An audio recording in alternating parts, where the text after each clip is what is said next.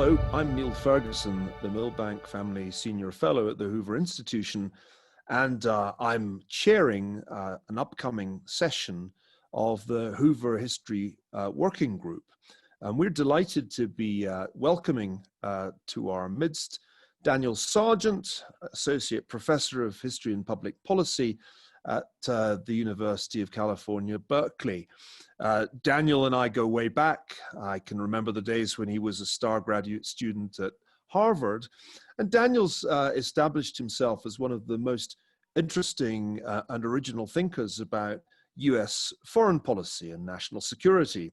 So I was really interested to see that he decided to present a paper with the title Strategy and Biosecurity, an Applied History Perspective to our seminar. Daniel, welcome.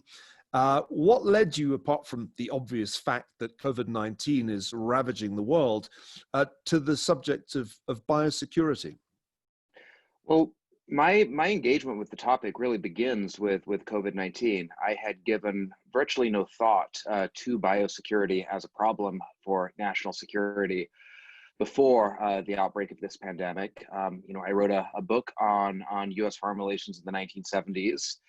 And I don't recall at any point in the process of researching that book being particularly struck by infectious disease as a problem with which policymakers grappled, which in retrospect is particularly striking because having gone sort of back to the period while thinking about biosecurity, I now know that in 1976, the swine flu pandemic was a major preoccupation for the Ford administration, but it really, was not a topic, was not a problem that had particularly engaged me prior to COVID-19.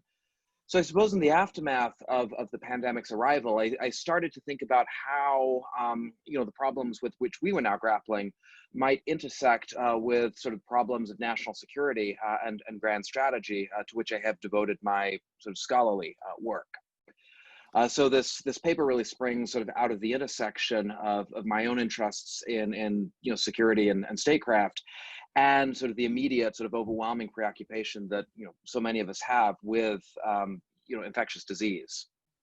What I really love about the paper is that it begins with a wonderful tour d'horizon of the historiography of infectious disease and national security. And at its heart, you draw a distinction between two paradigms of biosecurity. Why don't you tell us about the traditional one, the old one, and then let's talk about paradigm B, which I'll call the modern American paradigm. First, the old one. What's the standard or traditional, European paradigm for coping with infectious disease? I think the traditional paradigm is really very straightforward. Infectious disease is a threat to the body politic for obvious reasons. And I think there's a very clear dynamic whereby modern and modernizing states have strived to protect their populations against the ravages of infectious disease through the enactment of controls. I think by this point in the COVID-19 pandemic, most of us are familiar with the sort of etymology of the term quarantine. It derives from a sort of 14th, 15th century Italian concept for the protection of communities against infectious disease by sort of enacting controls imposed on travelers, on new arrivals. And there's a long history of this kind of containment methodology for dealing with infectious disease that really begins in 15th century Northern Italy and continues sort of all the way through to the 19th century when states begin to enact similar kinds of controls and quarantines to curtail the incursion of cholera, a disease that is sort of borne aloft by the currents of 19th century globalization. So this paradigm is intuitive and straightforward. States try to prevent infectious disease from penetrating the body politic by establishing border controls. And hence the French term cordon sanitaire, which conjures up, at least in my mind, images of 18th and 19th century borders. Borders become really the key to keeping new pathogens at bay, right? Absolutely. What was sort of revelatory for me in the process of researching this paper was learning that cordon sanitaire was not in fact a metaphor, which I had always assumed that it was. I thought that the contagion that the cordon sanitaire aspired to keep at bay was the Germans, or maybe the British, if we're thinking about an earlier period in French history. But actually, the term has literal meaning. And the exemplary sort of early modern example, I think, is the Austro-Hungarian military border or military frontier that's enacted at the very beginning of the 18th century to keep the bubonic plague out of the Austro-Hungarian Empire. And this, of course, has the secondary benefit of securing the entirety of Western Europe against the bubonic plague through the enactment of a line of control, a literal cordon sanitaire.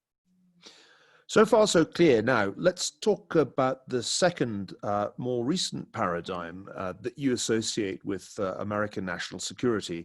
This is a more indirect framework. You have a nice diagram which goes infectious disease leads to economic misery, leads to political radicalization, leads to international aggression. So there's a sort of indirect threat to national security posed by infectious disease. Where did that originate as a framework? That's a great question. And I sort of came to this second paradigm after posing to myself the question, how do American strategic thinkers in the 20th century deal with the problem of infectious disease? And at first, I thought of the metaphorical sort of use of infectious disease. Franklin Roosevelt's famous sort of quarantine address in 1937 is an exemplary illustration of the point. For Roosevelt in 37, international lawlessness and aggression, as exemplified by sort of Japanese aggression in China, German aggression in Spain, sort of constitutes a kind of metaphorical contagion that has to be confronted and contained. But as I thought more about Roosevelt's grand strategy, I came to the conclusion that for Roosevelt, infection is not just a metaphor, it's also a literal problem.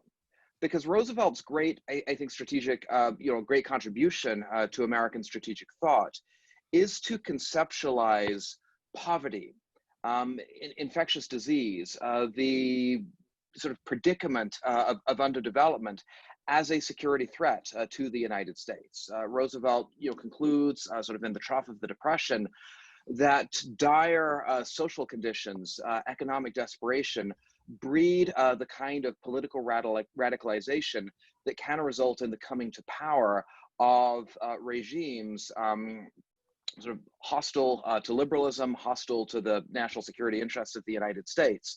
Such threats, Roosevelt concludes, need to be confronted through the enactment of what I characterize in the paper as strategies of offshore preemption.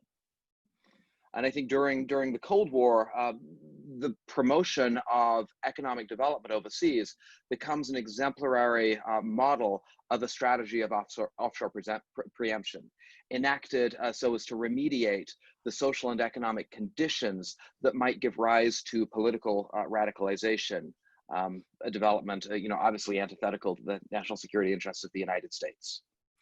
One thing that I was thinking as I was reading your paper was about smallpox eradication as a kind of anomaly in the Cold War. I recall our former colleague Erez Manella's work on this. And it always seemed to me a strange feature of the Cold War that there was cooperation between the United States and the Soviet Union on smallpox eradication, even as at least one side was quietly working away on biological warfare schemes that would have had catastrophic consequences if they'd been carried out. Is that something that fits into your framework? I think in a sort of orthogonal fashion, yes. I think by the 1960s, which is in the early 1960s, that the smallpox initiative is enacted, the competitive relationship between the United States and the Soviet Union has sort of modulated sufficiently as to permit cooperative initiatives of this kind. But I think the underlying rationale for a sort of grand strategy of offshore preemption, namely that the remediation of social and economic backwardness, which is really how American modernizers see it, is an urgent national interest for the United States. That paradigmatic assumption remains and endures. So I want to bring you towards the concluding section of the paper, which includes one of those things that I love as an historian counterfactuals, and the counterfactual in your paper is I guess a relatively straightforward one. It's President Clinton who's confronted by COVID-19, not President Trump. Take it away. Tell us how this unfolds and what's the difference. No, this is probably the most striking part of the paper, certainly the silliest part of the paper. I have a 1,000-word counterfactual in which I present an alternative history of 2020. And the point of the counterfactual is not really to speculate about what a President Clinton might have done. I'm not making a partisan point. I actually don't think that the US response to COVID-19 would have been dramatically different under Clinton from what it has been under Trump, because I see sort of institutional debilities as the principal constraint on sort of proactive US public health initiatives, rather than sort of the limitations of our current commander-in-chief. But with that caveat, let me tell you what happens, which is the question you asked me. So what happens in my counterfactual is that the United States moves very quickly to enact a regime of strict border biosecurity. The United States in my counterfactual in sort of early February declares a total moratorium on international arrivals to the United States, much as New Zealand would do in late March. And I think what such a scenario conjures is the possibility that the circumscription of the virus's sort of transmission into the United States might have made it a good deal easier for the United States to have managed the challenge of COVID-19. And if you look at the world today, right, the territories that have dealt most adeptly with COVID-19 are those that have enacted border controls, deploying what are essentially sort of early modern strategies for the maintenance of biosecurity. I think New Zealand is really the exemplary case. It's the one sort of major society on earth that has essentially got COVID-19 under control. Even within the United States, I think the state of Hawaii provides a sort of an interesting case study with which to think about the utility of border controls as a mechanism for managing pandemic threats. So this brings me to a kind of final question, really, which isn't counterfactual, but is sort of applied history in real time. Why was it that despite all the plans that existed on paper for pandemic preparedness, and there were many of them, 36-page documents from 2018, legislation enacted by Congress in 2019, despite all this, there seems to have been a terrific failure by not so much the president as the Department of Health and Human Services and CDC, the agency that is a part of it. What went wrong, and why wasn't your counterfactual New Zealand style, or one might say Greek style policy, because the Greeks were also quick to close their borders? Why wasn't that done? And whom should we blame? Because right now the media narrative is very clear. It's Trump's fault, and the president is somehow responsible for this kind of decision making. But I think you and I know that in practice, decisions about pandemic response are the responsibility of public health officials in the bureaucracy. Why do you think they went so badly adrift here, as well as in our native land, the United Kingdom, which has done, if anything, even worse? Well, that's a great question. I think the first thing to say in response to that question is to acknowledge that the comparison between New Zealand and the United States is really quite unfair, right? Because New Zealand is just not so exposed to the density of air passenger travel as the United States and the United Kingdom are, which has resulted in sort of New Zealand under Jacinda Ardern being able in late March to enact the kind of strategy that I propose. By late March, it would have already have been too late for the United States to have enacted this kind of response, which is why my sort of counterfactual situates the intervention in early February, at a moment when I think it would have been politically unfeasible to have declared a total shutdown of passenger travel into the United States. So this is really a hypothetical, not a scenario that could have been plausibly enacted in the context of this pandemic. But to speak sort of directly to a question about why the institutions failed, That's I think a very big and a very significant question, and I think answering that question requires thinking pretty deeply about the process of political development in the United States of America. Our country is not a, I'm talking now about the United States, is not a typical modern state, right? It's an assemblage of states. In the United States, unlike in the United Kingdom, the plenary power sort of to act, for government to act in order to uphold public welfare, public well-being, public biosecurity, resides not with Washington, but with the separate states. Under the Constitution, the US government does not have the authority to enact the kinds of rigorous controls that Italy, France, the United Kingdom, China have imposed to control COVID-19. It's a completely different kind of constitutional architecture. And that, I think, is why I ended up coming to the border as a site in which the federal government might actually have been able to intervene more proactively in order to secure sort of the biosecurity of the United States writ large. Because the border is an exception, right? It's one of the arenas in American life in which federal power really is sort of concentrated and focused, and not qualified or contested by state and local agencies and authorities.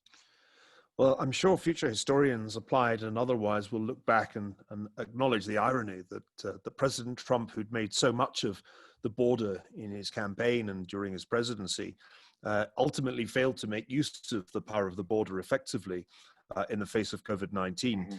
Daniel, I'm really looking forward to hearing more about the paper and what's bound to be a lively discussion this afternoon. Thanks once again for joining us.